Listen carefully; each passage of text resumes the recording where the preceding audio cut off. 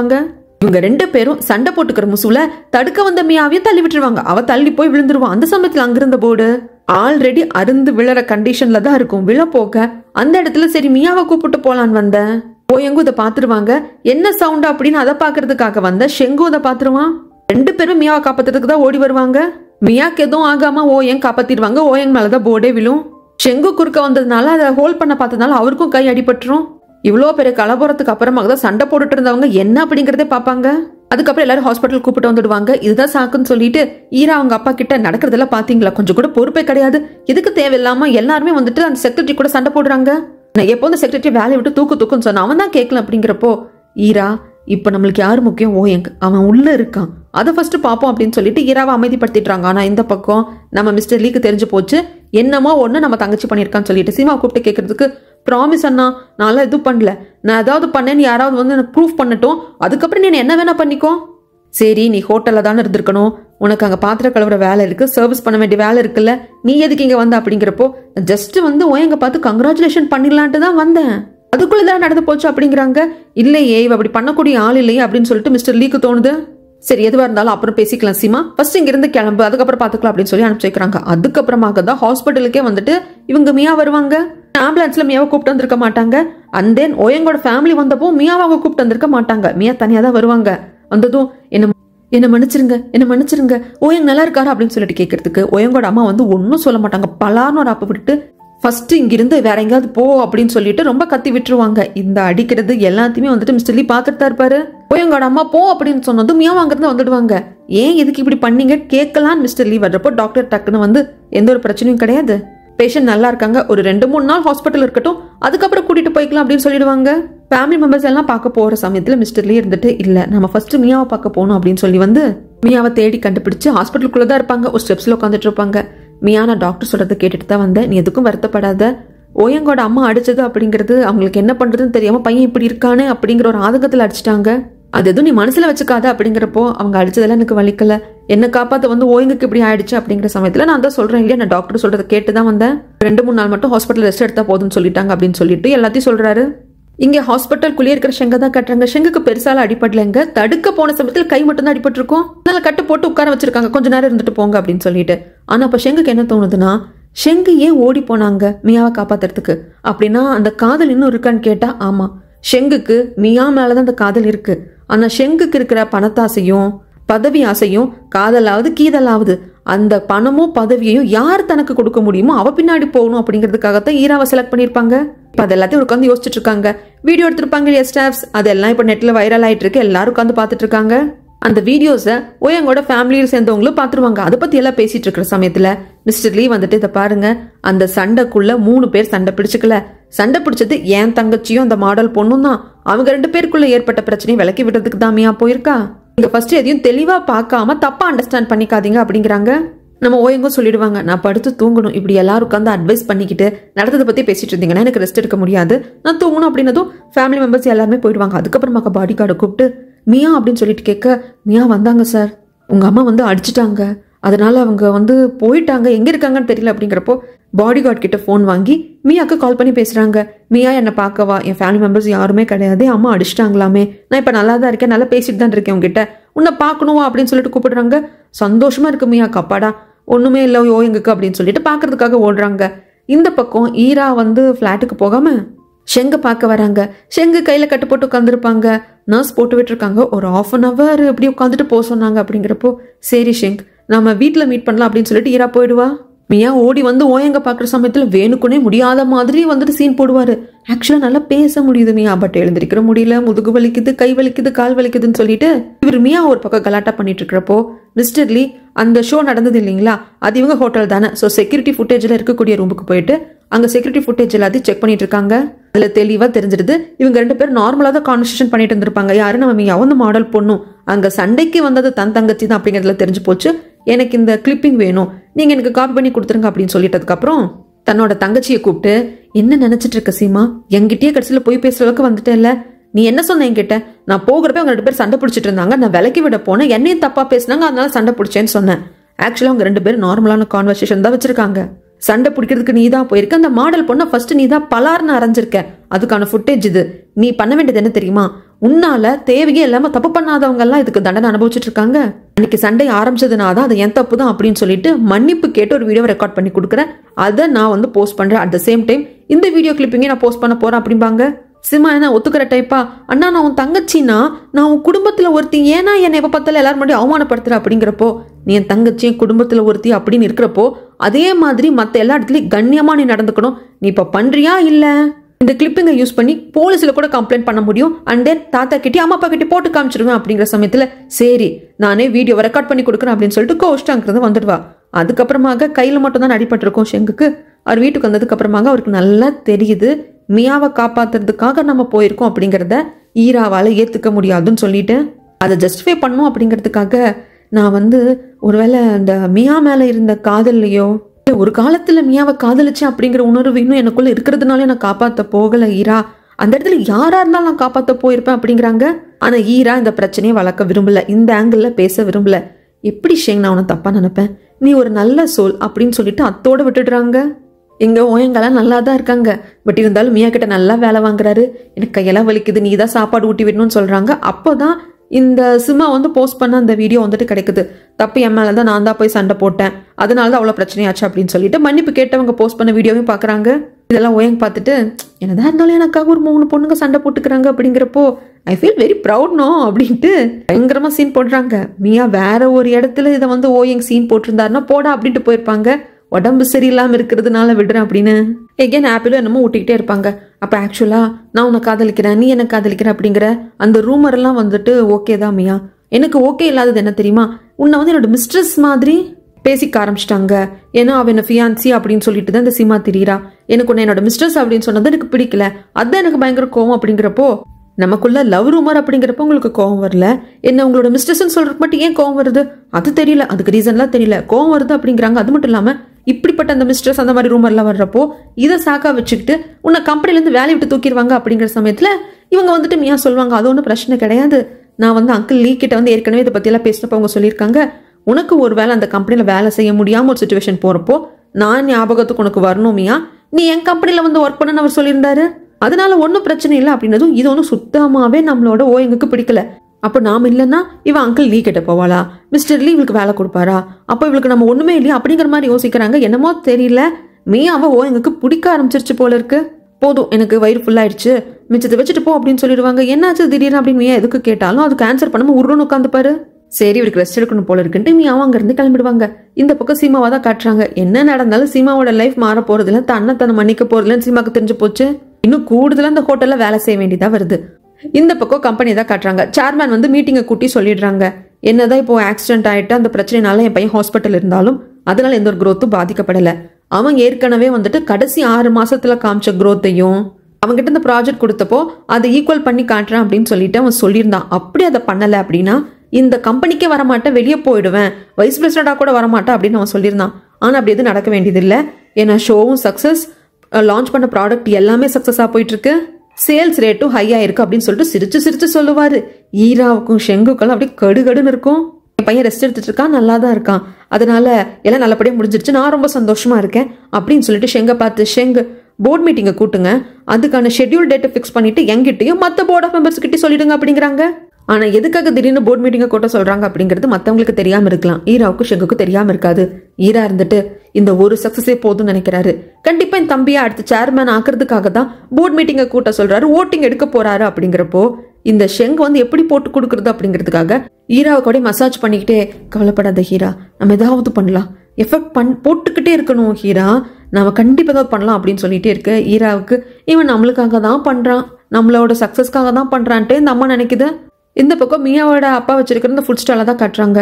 அங்க ஒரு லேடி வந்து உட்காந்து பேசிட்டு இருப்பாங்க. இவங்க மியாவோட அப்பாவோட சொந்த தங்கச்சி, அவங்களுக்கு கல்யாணம் ஆயிருக்கும், குழந்தை இருக்காது, அவங்களுக்கு இப்போ டைவர்ஸ் போயிட்டு இருக்கமா, நான் என்னன்னா பண்ணட்டும், அந்த ஆள் நீ என்னை கட்டி வச்சியே, அவன் வந்து வேற ஏதோ பொண்ணை வந்து வச்சிருக்கான், அதுக்காக என்ன டைவர்ஸ் பண்றான், என்ன பிளேம் பண்றான், இவங்களுக்கு குழந்தை இல்லாதது அப்படிங்கிறதுனால டைவர்ஸ் வந்து கிடைச்சிட்டாலும் எனக்கு அதை பத்தி பிரச்சனை கிடையாது, என் லைஃப்பை நான் பார்த்துப்பேன், ஆனா வீடு காரு எல்லாம் அவங்ககிட்ட போயிடும், எனக்கு எதுவுமே கிடைக்காது, நான் என்ன பண்றது காசுக்கு செலவுக்கு அப்படிங்கிறப்போ இவர் கொஞ்சம் பணம் கொண்டு வந்து கொடுப்பாரு.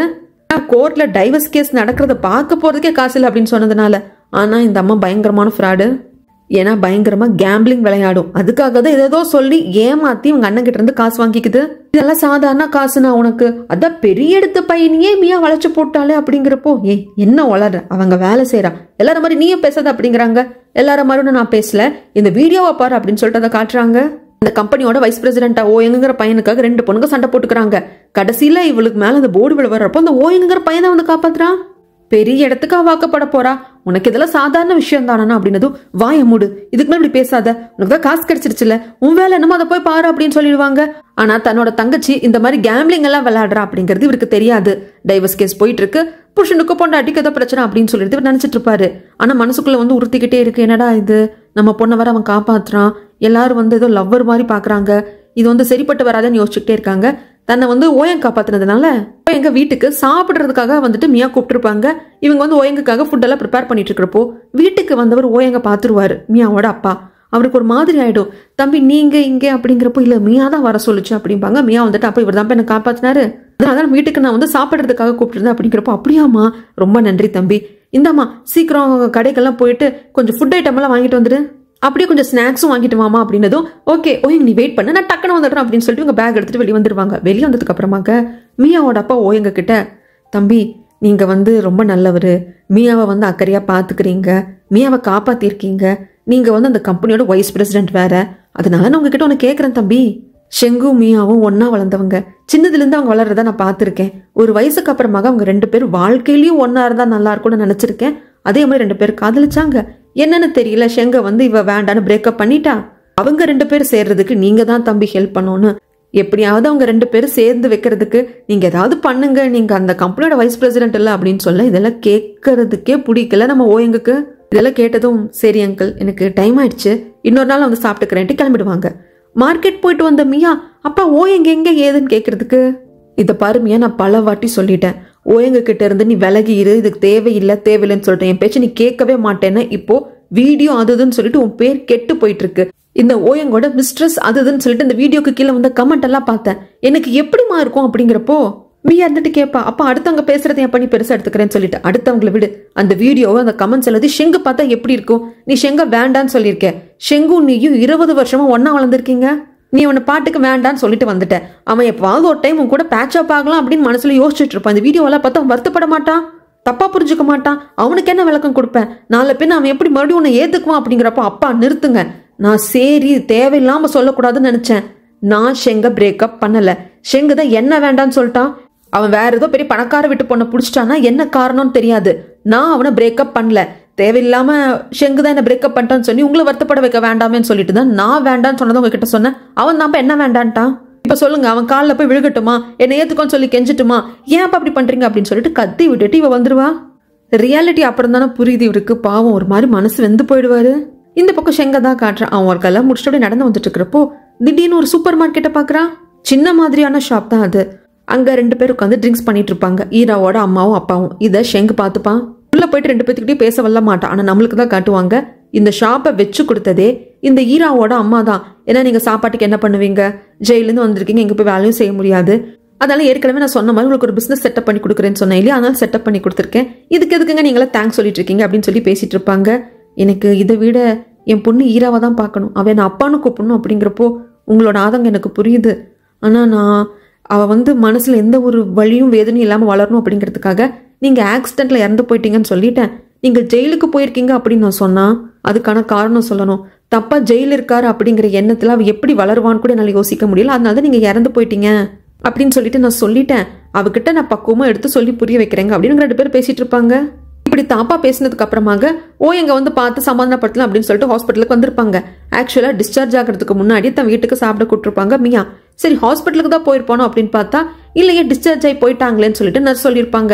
அப்புறம் தெரிஞ்ச மாதிரி அந்த கிளப்புக்கு எங்கெங்க எல்லாம் போவாங்களோ ஓயங்க அங்க எல்லாம் போய் பாக்குறப்போ ஓயங்க எங்கன்னு தெரியல, அது வரைக்கும் ஓயங்குக்கு போனே பண்ணிருக்க மாட்டாங்க, நாமளே தேடி கண்டுபிடிச்சு நேரா போய் பேசிக்கலாம்னு சொல்லிட்டு, ஆனா எங்கேயும் பார்க்க முடியல பண்ணவும் முடியல அப்படிங்கறதுனால சரி ஓயங்குக்கு ஒரு வாய்ஸ் நோட் அனுப்பலாம் அப்படிங்கிற சமயத்துல அந்த பக்கம் ஓயங் வீட்டுக்கே போயிட்டாரு. அவர் ரூம்ல உட்காந்துட்டு யோசிச்சுட்டு ஒரு மெசேஜ் டைப் பண்றாரு மியாக்கு, உன் அப்பா வந்து நீ ஷெங்கு கூட சேர்ந்து வாழணும்னு ஆசைப்படுறாரு, எகேன் நீங்க பேட்சப் ஆகணும்னு நினைக்கிறாரு, நானும் நீயும் டிஸ்டன்ஸ் கீப் அப் பண்ணணும்னு நினைக்கிறாரு, உனக்கும் எகேன் ஷெங்கு கூட பேட்சப் ஆகணும்னு இருக்கா அப்படின்னு சொல்லிட்டு ஒரு மெசேஜை டைப் பண்ணிட்டு இருப்பார். ஆனா அதுக்குள்ள மியா கிட்ட இருந்து வாய்ஸ் நோட் வந்துடும், இவர் மெசேஜ் எல்லாத்தையும் டெலீட் பண்ணிட்டு சென்டே பண்ணல, டைப் பண்ணதை டெலீட் பண்ணிட்டு வாய்ஸ் நோட்ல என்னதான் அனுப்பிச்சிருக்கான்னு கேட்குற சமயத்துல எங்க அப்பா உங்ககிட்ட என்ன சொன்னார்னு எனக்கு தெரியாது ஓயங், எதுவா இருந்தாலும் நீ ஹர்ட் ஆயிருக்க அப்படிங்கறது எனக்கு புரியுது, அதுக்கு சாரின்னு சொல்லி அனுப்பிச்சிருப்பாங்க.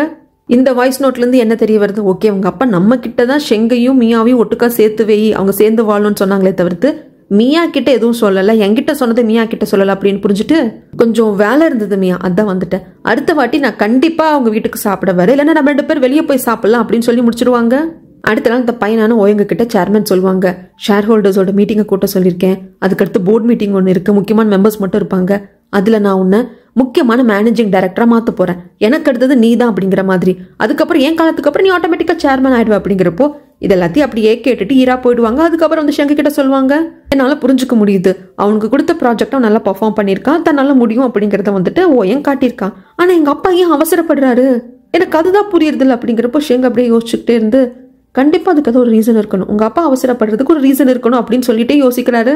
இப்படி தன்கிட்ட தான் அப்பா வந்துட்டு உடனே இந்த பதவியத்துக்கோ மேனேஜிங் டைரக்டர் ஆயிடும் அப்படி நல்லா சொல்ற சமயத்துல அப்பா நீங்க சொல்றதுலாம் நான் பண்றேன், அதுக்குள்ளே எனக்கு ஒரு பிரேக் வேணும், நான் பயங்கரமா ஒர்க் பண்ணி இந்த ப்ராஜெக்டுக்காக ராத்திரி பகலமா ஒர்க் பண்ணிட்டேன், இந்த ப்ராஜெக்ட்ல நிறைய பிரச்சனையும் வந்தது, ஆனா அது கொடுத்ததெல்லாம் ஈரா அக்கா தான் அப்படிங்கறதெல்லாம் அவன் போட்டு கொடுக்கறது இல்ல, பட் வந்த பிரச்சனை எல்லாத்தையும் சமாளிச்சு போதும் போதும் ஆயிடுச்சுப்பா, எனக்கு கொஞ்சம் பிரேக் வேணும், நான் கொஞ்சம் அப்ராட் போய் ரெஸ்ட் எடுக்கலான் இருக்கேன், அதுக்கப்புறம் நான் வர்றேன்.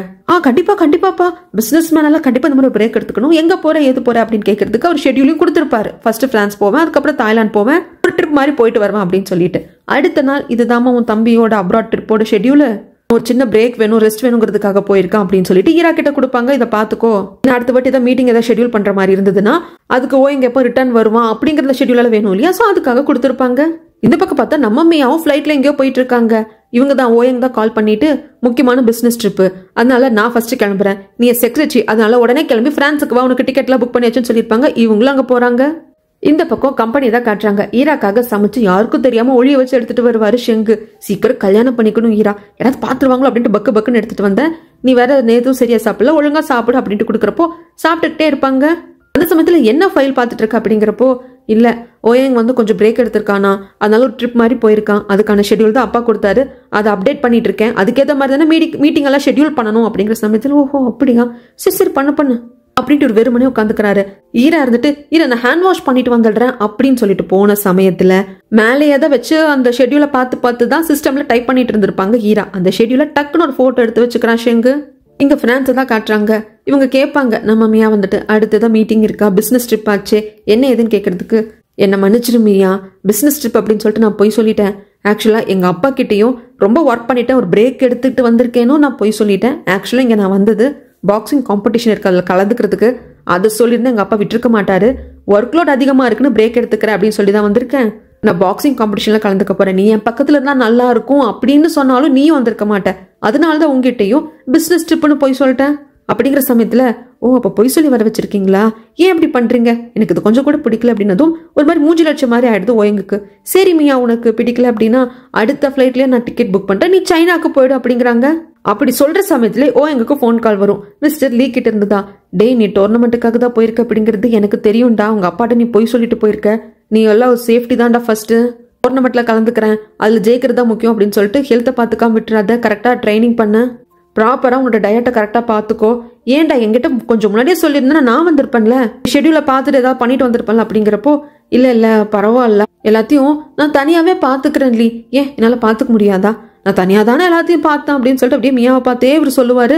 லீ கேட்டுட்டு இருக்கிறவரு சரிடா பிரான்ஸ்ல இருக்கிற டோர்னமெண்ட்டை முடிச்சுட்டு அடுத்து எங்க போவோம் அப்படிங்கிறப்போ இந்த தேதியில வந்து நான் தாய்லாந்து போவோம் அப்படின்லாம் சொல்லுவாங்க.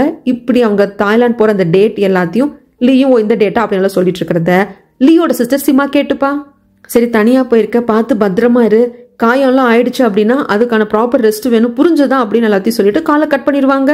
ஆனா சிமா முக்கியமா கேட்க வேண்டியது எல்லாத்தையும் கேட்டுக்கிட்டா. இந்த பக்கம் இவர் வந்துட்டு கேட்பாரு, என்ன அடுத்த ஃபிளைட்டுக்கு டிக்கெட் புக் பண்ணிருட்டுமா மியா அப்படிங்கிறதுக்கு மியா இருந்துட்டு இல்ல நான் இருக்கேன், உங்க கூட இந்த ட்ரிப் எல்லாத்தையும் முடிச்சுட்டே நான் போறேன் அப்படிம்பாங்க.